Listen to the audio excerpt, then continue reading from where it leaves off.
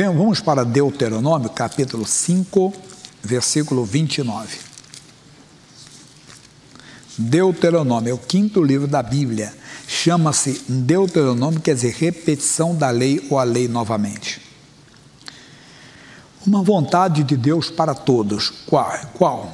Que quem dera que eles tivessem tal coração que me temessem e guardassem todos os meus mandamentos, quando?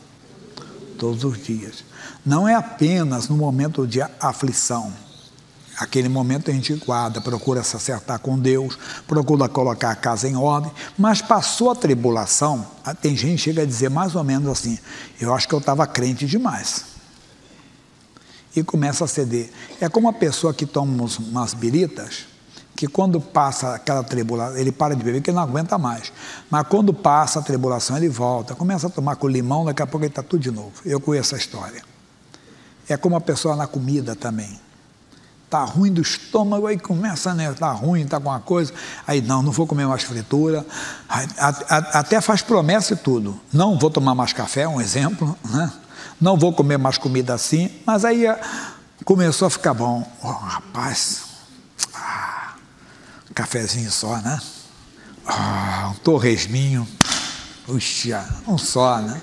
Aí começa com um, daqui a pouco está tudo. Mas que é isso, pastor Jaime? Assim também é a vida espiritual. Não vou fazer mais isso, não vou fazer aquilo que é errado. Não é errado comer torresmo, não, tá? Está dizendo que a pessoa, não é assim mais ou menos, quando passa uma luta, né, física, a mesma coisa é espiritual. E ela vai ceder, não, ele está dizendo aqui, que eles tivessem um coração, entenda bem, que me temessem. O que é temer, pessoal? Respeitar o Senhor e guardassem todos os meus mandamentos todos os dias, para que bem lhes fosse a eles e a seus filhos para sempre. E as pessoas não entendem isso. Tem gente que prefere seguir outro caminho, em vez de procurar uma vida de comunhão com Deus, comunhão com a palavra, ele faz várias coisas, e depois ele começa a querer fazer algumas coisas que parece que são agradáveis, mas não são tão agradáveis a Deus. 1 Samuel, um pouco na frente, capítulo 15, versículo 22. Você conhece bem esse versículo. 1 Samuel 15, 22. O que ele diz? Porém Samuel disse, tem porventura o Senhor tanto prazer em holocaustos e sacrifícios, como que se obedeça à palavra do Senhor? Eis que obedecer é melhor do que o sacrificar, e o atender melhor é do que a gordura de carneiros. Foi exatamente o que eu expliquei para vocês. O Saul, no capítulo 13, volta comigo um pouquinho, o capítulo 13, no versículo 8, diz, e esperou 7 dias até o tempo que Samuel determinara. Não vindo, porém, Samuel a Gilgal, o povo se espalhava dele. Então disse Saul, trazei-me aqui um holocausto e ofertas pacíficas, e ofereceu o holocausto. E sucedeu que, acabando ele de oferecer o holocausto, eis que Samuel chegou, e Saul lhe saiu ao encontro para o saudar. Então disse Samuel, que fizeste? Disse Saul, porquanto via que o povo se espalhava de mim, e tu não vinha nos dias aprazados, e os filisteus já tinham se ajuntado em Migmais, eu disse, agora descerão os filisteus sobre minha Gilgal, e ainda a face do Senhor não orei, e forcei-me, e ofereci o holocausto. Então disse Samuel a Saul, agiste neciamente, e não guardaste o mandamento que o Senhor teu Deus te ordenou, porque agora o Senhor teria confirmado o teu reino sobre Israel para sempre. Porém agora não subsistirá o teu reino, já tem buscado o Senhor para si um homem, segundo o seu coração, e já lhe tem ordenado o Senhor, que seja chefe sobre o seu povo, porquanto não guardaste o que o Senhor te ordenou. Mas como Deus é misericordioso, o Saul ganhou mais uma chance. Somos nós erramos, aí nos arrependemos, pedimos perdão para Deus, mas na primeira oportunidade acabamos errando novamente. Não pode ser assim. O que ele diz? Que nós temos que guardar os mandamentos todos os dias da nossa vida. Mas não é porque Deus, entenda bem, tem aquele egocentrismo, entenda bem, Deus tem aquela vaidade que você tem que ser submisso a Ele, que você tem que estar aos pés dEle, só pode fazer o que Ele manda. Não, é porque Deus é bom. Ele só nos mostra o caminho bom. E Deus só nos dá ordens para o nosso bem. Até as repreensões são para o nosso bem. Por isso que nós temos que aprender a temer a Deus todos os dias da nossa vida. E não só nos momentos de aflições. Quer dizer, melhorou o estômago, eu volto a comer de tudo. Aí eu vou ter outro problema e pode vir mais sério. Isso aconteceu também lá no Novo Testamento. Vamos para João capítulo 5. João capítulo 5. Você conhece bem aqui a história. Então vou dar um resumo para você. Bem, depois disso havia uma festa entre os judeus e Jesus subiu a Jerusalém. Ora, em Jerusalém, à próxima porta das ovelhas, um tanque chamado em hebreu Betesda, o qual tem 5 alpendres. Neste jazia grande multidão de enfermos, cegos, coxos e paralíticos, esperando o movimento das águas. Porquanto o anjo descia em certo tempo ao tanque e agitava a água, e o primeiro que ali descia, depois do movimento da água, sarava de qualquer enfermidade. E estava ali um homem que havia 38 anos se achava enfermo. E Jesus, vendo este deitado e sabendo que estava nesse estado havia muito tempo, disse-lhe: queres ficação? O enfermo respondeu: Senhor, não tenho homem algum que, quando a água é agitada, me coloque no tanque. Mas, enquanto eu vou, desce outro antes de mim. Jesus disse: levanta-te, toma a tua cama e anda. E logo aquele homem ficou são, e tomou a sua cama e partiu. Você vê?